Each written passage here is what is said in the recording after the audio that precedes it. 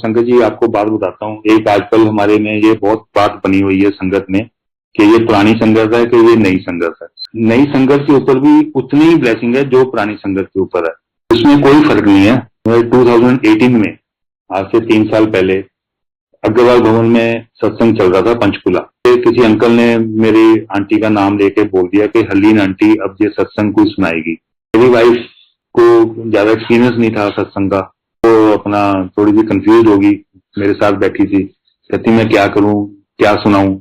मैं कहा तू यही वाला जो सा मैंने अभी आपको सत्संग सुनाया, मैं कहा तू यही वाला सत्संग सुना दे। कहती चलो ठीक है।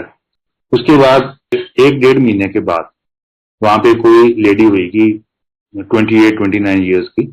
हम किसी के घर सत्संग में गए हुए थे, वो लेडी मेरी वाइफ को मिली। वो लेडी उस टाइम वहीं थी अग्रवाल भवन में जब ये मेरी वाइफ ने ये सत्संग सुनाया। मेरी वाइफ को साइड पर ले आके कहती थैंक यू हरलीन आंटी, जो आपने सत्संग सुनाया है ना, ये मेरे को लगता है ये आपने मेरे लिए सुनाया। तो मेरी वाइफ ने पूछा वो कैसे? कहता अभी जुड़ी हूँ गुरु जी से, और मैं अपना मेरे इन लॉज है यहाँ पे, मैं रहती हूँ चंडीगढ़ में, वो राधा स्वामी है और हम कहीं पे जाते नहीं है राधा स्वामी के सत्संग के अलावा। कहती मैं यहाँ पे गुरु जी के सत्संग पे, जहाँ पे आज मैं किसी के घर आई हुई हूँ, तो मैं बता के नहीं आई हुई कि मैं कहाँ जा रही हूँ, मैं चोरी आती हूँ गुरु जी के सत्संग पे, क्योंकि मेरे हो सकता है कि मेरे इन लॉज को ये अच्छा नहीं लगेगा कि बीइंग राधा स्वामी होके तुम अपना किसी और के सत्संग में क्यों जा रही हो। तो कहती मेरे को भी सेम प्रॉब्लम है आंटी, मैं भी कंसीव नहीं कर पा रही, पर मैंने जब से वो आपका सत्संग सुना ना, मैं उस दिन से मेरे में बहुत पॉजिटिव एनर्जी बहुत आ रही है। मेरे को यही फीलिंग हो रही है कि मैं भी ठीक हो जाऊंगी, मेरा भी ये कल्याण हो जाएगा। तो संगत जी आप मानोगे नहीं, 1 महीने के बाद वही लेडी किसी दूसरे सत्संग पे हमारे को मिली, किसी घर में था किसी के सत्संग, और मेरी वाइफ का हाथ पकड़ के बाहर ले गई। वो कहती आई एम प्रेग्नेंट। ये देखो, ये गुरु जी की महिमा है, ये गुरु जी की पावर है, ये गुरु जी की शक्ति है, जो कि हमारे को पता नहीं चलता। पल पल वो हमारा ख्याल रखते हैं। और कोई भी संगत ये ना सोचे कि मैं नई संगत जुड़ी हूं, मैं पुरानी संगत जुड़ी हूं, ऐसा कुछ भी नहीं है। अब देखो वो जो सी जिसके ऊपर अभी कल्याण हुआ है, वो तो उसको सिर्फ 5-6 महीने हुए थे अपना उसने सत्संग पे आना शुरू हुआ, उसने कभी देखा भी नहीं गुरु जी को। सिर्फ एक जरिया बनता है कि कैसे आप गुरु जी के साथ कनेक्ट होते हो, और बगैर गुरु जी की मर्जी से कोई भी नहीं जा सकता गुरु जी के सत्संग पे। ये सब गुरु जी ही प्लान करते हैं कि किसको मैंने ब्लेस करना है, उसको कैसे बुलाना है, मैंने कैसे उसको नजदीक लेके आना है, सब कुछ गुरु जी के हाथ में ही है। तो संगत जी मैं ये कहता हूं कि गुरु जी को मानो पर कभी मांगो मत। ये गुरु जी हमेशा बोला करते थे, वो कहते थे मैं तो आपके कलम काटूंगा, बाकी मैं सब कुछ आपका ब्लेस करके सब कुछ ठीक करूंगा, बस आपने मेरे पे सिर्फ विश्वास रखना है। मैं और मेरी वाइफ एक दिन वहां पे गए नहीं थे, मेरा ब्रदर और भाभी उधर चले गए अपना गुरु जी के पास। कभी हम चले जाते थे, कभी वो चले जाते थे, कई बार इकट्ठे चले जाते थे, ऐसे ही चलता रहता था। तो मेरी भाभी को बोलते गुरु जी बुला के अपने पास कि तेरा घर वाला कितने है? तो उन्होंने कहा कि गुरु जी पता नहीं अच्छी होना, कहते जा बुला के ले गया। गुरु जी बिल्कुल ठेठ पंजाबी बोलते थे। तो मेरी भाभी ने देखना शुरू किया इधर उधर, बाहर अपना किचन में या साथ वाले रूम में से। फिर गुरु जी ने बुलाया, ते कहते मिलिया नहीं? भाभी कहती नहीं इतने है नहीं। कहते ऊपर देख के ऊपर खड़ा है। मेरी भाभी बड़ी हैरान हुई, कहते गुरु जी ऊपर खड़ा? कहते हाँ जी। हाँ, कहते जा ऊपर खड़ा है। तो वही बात हुई, वो अपना स्टेज चढ़ के ऊपर गई, वो किसी और संगत के साथ खड़े होके कोई बात बूत कर रहे थे। ब्रदर को बोला मेरी भाभी ने कि गुरु जी बुला रहे हैं, तो आओ जरा नीचे। तो मेरे ब्रदर नीचे आए गुरु जी के पास, गुरु जी को माथा टेका, कहते हुक्म गुरु जी, कहते अपना जाके ना 2 किलो लड्डू लेके आओ। उन्होंने कहा जी जो हुक्म गुरु जी। 2 किलो लड्डू लेके मेरे ब्रदर वो लेकर आ गए, और उन्होंने फिर गुरु जी कहते कि चलो बांट दो, उन्होंने बांट दिए। मेरी भाभी उस टाइम पास बैठी थी गुरु जी के पास, कहते गुरु जी ये तो बताओ कि ये किस लिए बंटवा रहे हो? कहते बताता हूँ अभी बताता हूँ, पहले बांटता दो पूरे। तो उन्होंने बांट दिए। फिर उन्होंने बांटने लगे तो उन्होंने थोड़े से कुछ रह गए थे, फिर गुरु जी ने बोला ले मेरे मनु दे, मेरे हाथ से दे। तो गुरु जी ने फिर अपने हाथ से लेके फिर उन्होंने अपना आगे बुला के ना संगत को कि आजा फलाना अंकल तू वाला तेरा फलाना, ऐसे ऐसे करके उन्होंने बांट दिए। फिर मेरी भाभी ने पूछा अब तो बता दो, कहीं तुम्हें पता नहीं? गुरु जी कहते नहीं, तेरे देवरानी दे लड़का होने वाला है, ओदी ओदी खुशी च मैं बट रहा। कहती अच्छा गुरु जी, कहती मैनू तो पता नहीं। तो वो अपना वापस आ गई, चंडीगढ़ आ गई। चंडीगढ़ आके मेरी अपना वाइफ हरलीन आंटी को मेरी भाभी ने पूछा कि कमल, कमल नाम है मेरी भाभी का, कमल आंटी ने पूछा कि तू कोई बेबी होने वाला, आप कोई आपने कंसीव किया हुआ? मेरी वाइफ से पूछा। मेरी वाइफ को कोई आइडिया नहीं था उस टाइम। कहते नहीं, मेरे को तो नहीं पता। कहते ऐसे करके ना गुरु जी ने हमारे से लड्डू मंगवा के उन्होंने खुद बांटे हैं लड्डू। हमने हमारे को बड़ी खुशी हुई कि हमने कहा देखो गुरु जी अंतर्यामी है, इसका मतलब तो सब कुछ ठीक हो रहा है, तो कंसीव भी किया होगा, वही बात हुई। तो हमने जाके टेस्ट करवाया तो अपना मेरी वाइफ हरलीन आंटी ने कंसीव किया हुआ था, और इस बात का हमारे को पता ही नहीं था। ये गुरुजी ने एडवांस में ही लड्डू लड्डू बनवा दिए। तो नवंबर 1996 में फिर मेरे बेटे का बर्थ हुआ। तो हम फिर गुरुजी के पास गए, हमने कहा गुरुजी ब्लेस करो। गुरुजी ने ब्लेस किया। तो हमने कहा गुरुजी नाम रखो इसका, अब नाम क्या रखोगे आप इसका? तो गुरुजी कहते चलो अब मैं इसका नाम रखता हूँ, सोचते कहते जगमोहन रख सकते हैं। हमने कहा जगमोहन गुरुजी? हमने कहा ये 1996 है आज, तो जगमोहन थोड़ा सा आउटडेटेड नाम नहीं, जब ये बड़ा होएगा 20 साल बाद ये तो हमारे से लड़ाई करेगा कि ये मेरा नाम किसने रखा है। कहते हाँ, फिर कहते अपना कुछ और सोचते हैं। फिर गुरुजी ने अपने आप ही कहते आप बताओ क्या रखें। उन्होंने हमारे से पूछा, तो हमने शिव जी के ऊपर नाम कुछ सोचे, हमारा चूज किया होता शिवनील। कहते हाँ ये ठीक है, कहते ये शिवनील रख लो। फिर हमने उसका नाम शिवनील रख दिया। गुरु जी डिवाइन प्रसाद भी दिया करते थे, जैसे कि चलते चलते उन्होंने अपना हाथ ऊपर करना और हाथ में उनके इतना बड़ा लड्डू आ जाता था कि वो लड्डू इतना गर्म भी होता था और सारों को बांट देते थे, फिर भी खत्म नहीं होता था जितनी भी संगत आती थी। और वो जो कहते हैं कि जिसको वो देते थे अपना डिवाइन प्रसाद, वो उनको पूरी फैमिली को हमेशा के लिए ब्लेस, पूरी जिंदगी के लिए ब्लेस कर देते थे। तो वो मेरे फादर को, एक दिन मेरे फादर साथ में थे, तो अपना उनको कहते पट्टी अंकल तुझे उरे आ जाओ मेरे को अगे। तो वो पास चले गए उनके। तो उनके साथ पता नहीं कोई पुरानी बातें बुतें करते होते थे कि कोई बहुत पुरानी। मेरे फादर अपना सेक्रेटरीट में सर्विस करते थे, तो गुरुजी पता नहीं किसी रेफरेंस में पता नहीं वहां जाया करते थे अपना सेक्रेटरीट में। तो वो एक दूसरे के साथ पता नहीं कुछ बातें हमारे को समझ नहीं आती थी, वो आपस में बातें करते थे कि फलाने का क्या हाल है, वो आजकल कितने ये वो। हमने कुछ ज्यादा नोटिस भी नहीं किया। तो हमने सडनली उन्होंने ऊपर हाथ किया और डिवाइन प्रसाद आया तो मेरे फादर के हाथ में दे दिया। कहते ले ये थोड़ी सी ब्लेसिंग है पट्टी अंकल, तुझे याद लो। तो मेरे फादर बहुत खुश हुए, इतना बड़ा प्रसाद, डिवाइन प्रसाद गुरु जी ने ऊपर हाथ करके इनको पता नहीं कहाँ से आता है वो, तो इनको दे दिया। फिर वो थोड़ा थोड़ा क्या होता है कि उस टाइम इतनी खुशबू आती है उसमें से कि अब मतलब थोड़ा थोड़ा सारों को डिस्ट्रीब्यूट किया और बाकी में वो बच जाता है। वो फिर जिसको ब्लेस करते थे गुरु जी उस टाइम, वो कहते थे कि ये आप अपने पास ले जाओ, अपने घर में रखो। और तो संगत जी वो हम प्रसाद फ्रिज में रखते थे ना उस टाइम, और नेक्स्ट टाइम जब भी फ्रिज खोलते थे इतनी खुशबू आती थी उसकी, सेम फ्रेगनेंस जो गुरु जी में से आती थी वही फ्रेगनेंस।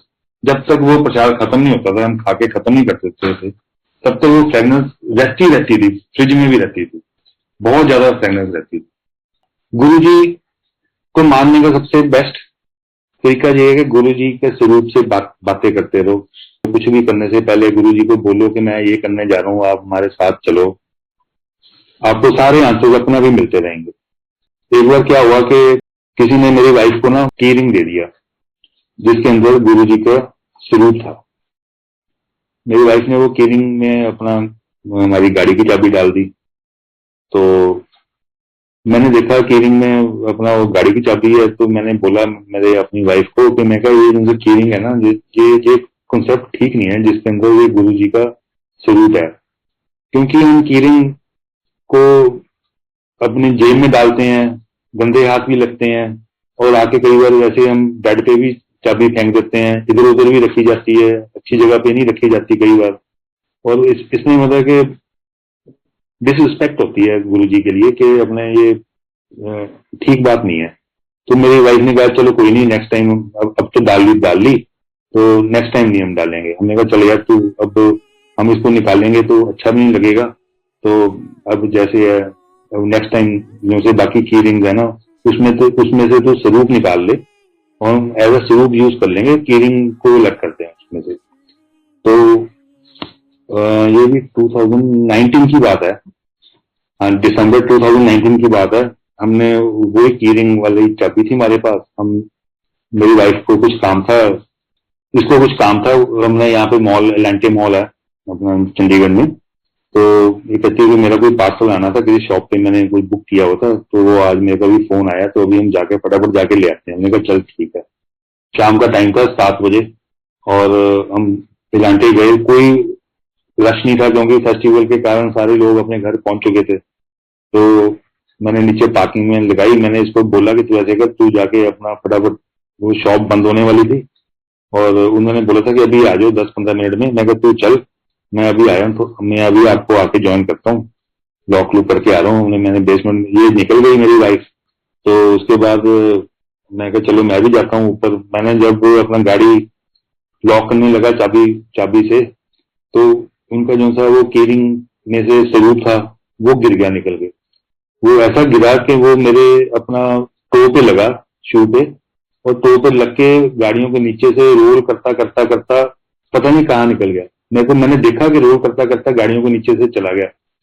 तो मैं उसको ढूंढने लग गया। तो मैं अपना मोबाइल की मैंने अपने लाइट ऑन की, नीचे से मैं ढूंढी जाऊं कहाँ चला गया। तो इतने में मेरी वाइफ का फोन आया कि तू आया नहीं ऊपर। मैं कहा नहीं, मैं नीचे हूँ। मैं कहा वही बात हुई, स्वरूप खो गया, तू आ जा, तू नीचे ही। वो अपना काम कुम करके नीचे आ गई। वो भी मेरे साथ ढूंढती रही। वो अपना उसने भी अपनी मोबाइल की लाइट ऑन करके बहुत देर तक ढूंढते रहे, हमें पता ही नहीं चला कहाँ चला गया। वी फेल्ट वेरी सैड के बहुत गलत हो गया कि मिला भी नहीं। अगर मिल जाता तो चलो हम उसको ले आते साथ में, ऊपर से मिला भी नहीं। उधर एक नीचे वो जैसे वो एक पानी का आउटलेट होता है ना, ऊपर एक जाल सा लगा होता है लोहे का। हमने सोचा तो इसके अंदर ही चला गया, वो जो सा मिला नहीं हमारे को। नहीं तो अगर कहीं फ्लोर से कहीं गिरा होता है या फिर तो दिख ही जाता हमारे को। तो हमने ये सोच के आगे कि चलो ये मिला नहीं, अब क्या कर सकते हैं। जाके गुरु जी से माफी मांगेंगे कि ऐसे करके इंसिडेंट हो गया। घर आए हमने, मैंने माफी मांगी गुरु जी से, गुरु जी माफ कर दो। बोलने तो क्या था, वो तो गुरु जी जानी जाने, उनको मालूम ही है। बस सिर्फ मैंने माफी मांगी कि माफ कर दो, मेरे से ये खो गया।